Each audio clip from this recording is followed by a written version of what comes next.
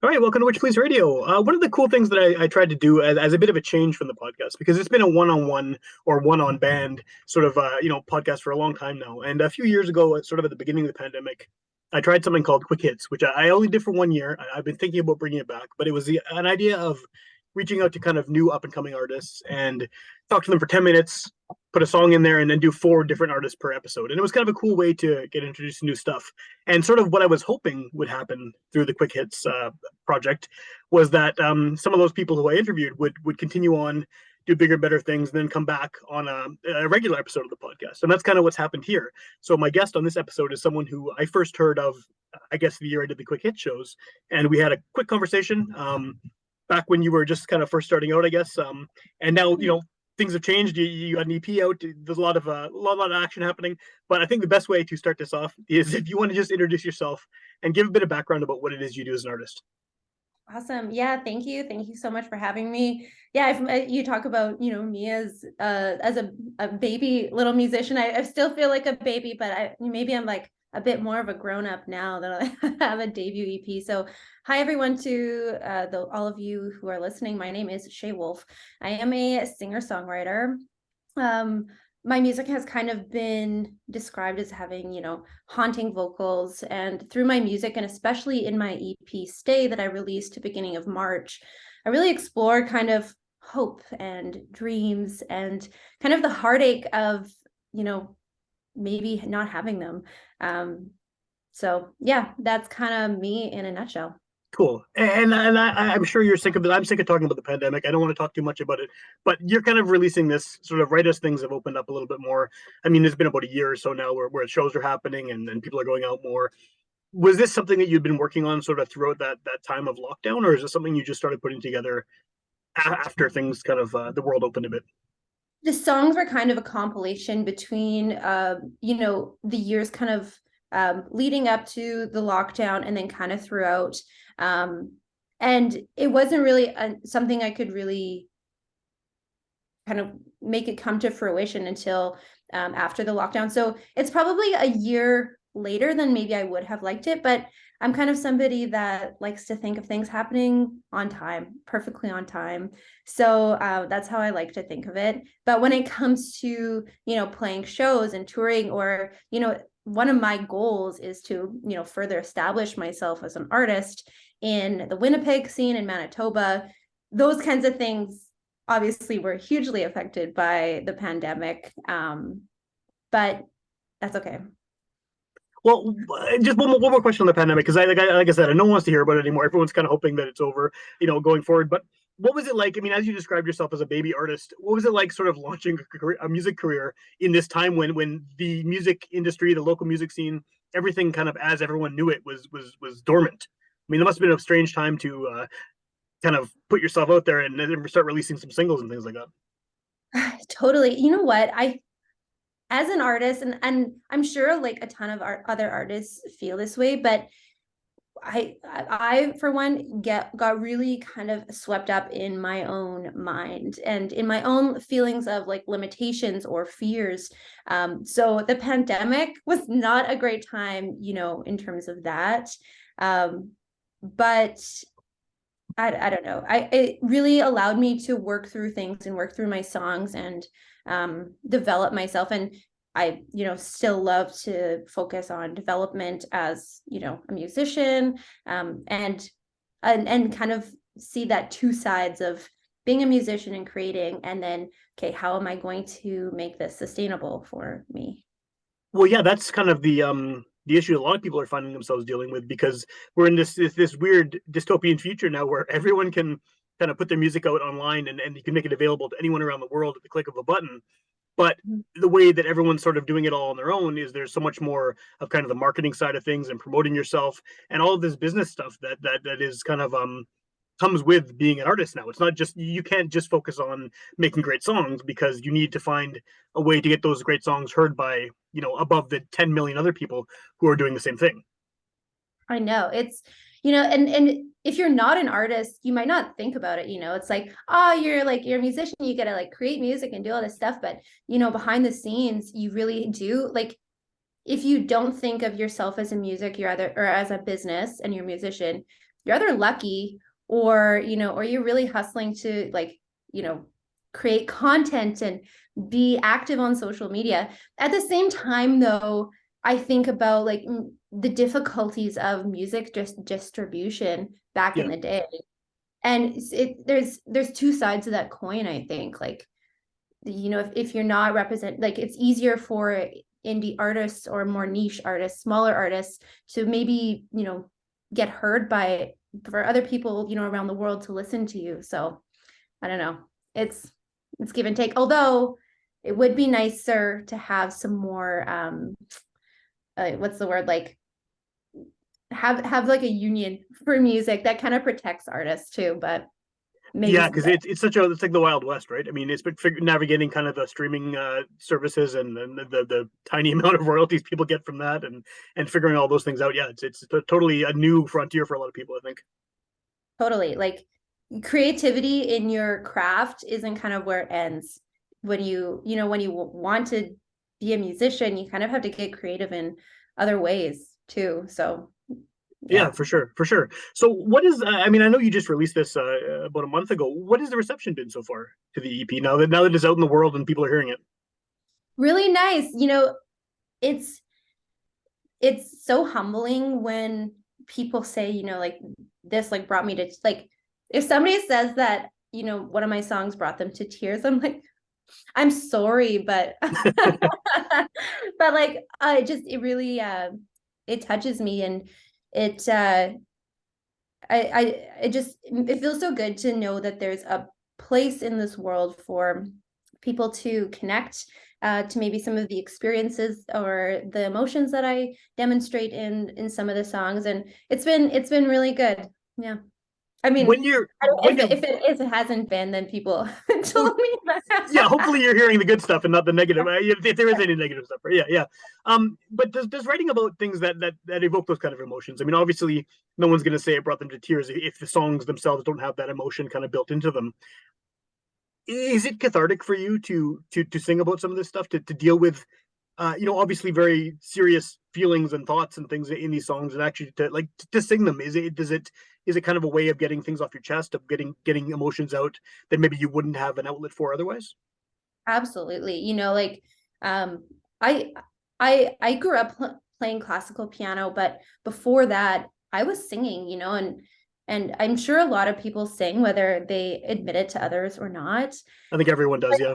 Yeah, right. I think so. I'm always like a huge advocate. I'm like, you can sing, and everyone's like, no, I can't. They're so afraid. Anyway, singing for me has always been like a world where I'm just like completely present, and like brings me so much peace. So writing songs that sometimes I'm not even aware I'm working through something that has happened to me, it's incredibly cathartic. And but that's not to say that all of my songs are based on my own experiences. Right. However, especially now, I'm starting to think about myself as an artist, and how I think I bring all of my past experiences, to that moment, whether I'm conscious of them or not. So yeah, it is. And sometimes it's only years later, and I'm like, oh, that's what I was talking about in that song. Well, I guess once it's out there too, right? It's out of your hands. Like you've made it and you put it out, and then the way it affects listeners is going to be kind of up to them and up to what they hear in it and how they interpret what you're saying and what you're playing and everything. So yeah, it's kind of you don't have any control at that point. Yeah, and you know what? I remember, like, planning out live shows and being like, do I, like, should I even tell the story about, like, how this song came to be? And I do, because I think, people are there. It's a, cool moment that they can kind of connect with. Yeah. But I love hearing people's interpretations of my songs, like, oh, like, this is what it's about. And I'm like, yeah, yeah, not really, but sure. Like, we all have our unique perspective. Does that kind of thing ever make you kind of reflect back on what you wrote in the first place and give you sort of a new perspective on what you were saying or what emotions you were putting out there or what feeling was coming from the song? Absolutely. Like, I've I kind of disagree with the fact that music is a universal language. Okay. Only because there's different cultures, there's different ways of communicating. But if people can take like can kind of apply a song to themselves, and the wider that kind of lens, and they can apply it even though that wasn't the original purpose, the more people that can do that, for me, it's just it's great. Like if it resonates with more people, then I love it. Yeah, yeah. That well, I think that it's an interesting statement that not agreeing with music as a universal language, because I think that yeah, that's a pretty broad thing to say, right? I mean, and there are within cultures and even city to city, community, family to family, people are going to have different experiences, and their connection to music is going to be different depending on how they were brought up or what yeah, what culture they grew up in and everything. So yeah, for sure, it has there's a sameness in the way that the music can affect people, but for sure, everyone's link to it is different. Yeah, yeah. I mean, and we're used to, and I have like we know Western music, a lot of us. But there's just so much out there. Like, Yeah. yeah, yeah. Well, and now you can find everything too, right? Like, I mean, it's one of the kind of the benefits of the world being connected online is because you can find a record someone made in their bedroom in some country halfway across the world in a style that you never even knew existed. And Yeah. it's just the trick is just finding it, right? The trick is going digging through everything else that's out there and finding those gems. Totally. That actually reminds me, have you ever seen the documentary Finding Sugar Man? Yes, it's great. Yeah, yeah. Oh, okay. Yeah. I just like, I don't know, just reminds me of that, and I love it. I don't want to ruin it for Yeah, people haven't seen it. Yeah, yeah. I mean, it's hasn't seen like a it, but decade watch at it. least old, but I mean, yeah, yeah. I don't think we're spoiling anything, but no, I know what you mean for sure. It is finding those kind of hidden gems that should have been huge, but for whatever reason, they just have to get stumbled upon years later and turn out to be great. Totally. And going back to our earlier topic, like say you stumble upon something of an artist that lives in, I don't know, Dubai. Yeah, Like you can connect with them now on social media. Like that connection to artists is pretty dang cool. And you know, it's shouldn't be understated. yeah. Well, and not only can you connect with them, but you can potentially, record something with them online and 100%. collaborate with them when you've never met in real life and maybe never will meet in real life. Yeah. Yeah. Maybe someday. Yeah, it could happen, right? Yeah, for sure. Do you have? I'm not sure if I asked you this when we did the quick hits. But do you have kind of an idea of where you fit in within the local music scene at this point? Like now that you're kind of more established, you have this EP out, you're playing shows. I mean, Winnipeg is, obviously has a great, vibrant music community, but there's also lots of little micro scenes and certain venues that appeal to certain styles and things like that. Have you kind of placed yourself within that yet? I don't think so. Are you happy about that? Like, is that a good thing for you to be kind of nebulous? I use that word way too much, but I really like it. Like you can float between all the different styles. No, actually, one of the things that I would love is like to really just feel at home in certain spaces.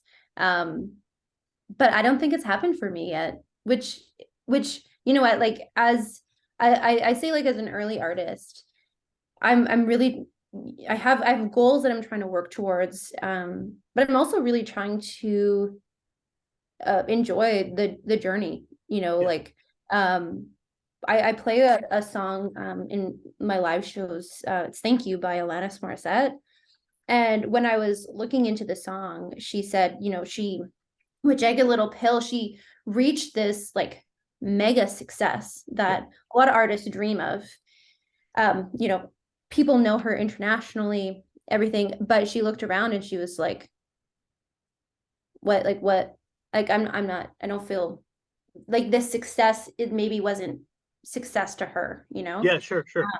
So I don't have I wouldn't say I can place myself in the Winnipeg scene, but I'm trying to enjoy the journey to get where I want to go. Okay. No, that's totally fair. Yeah.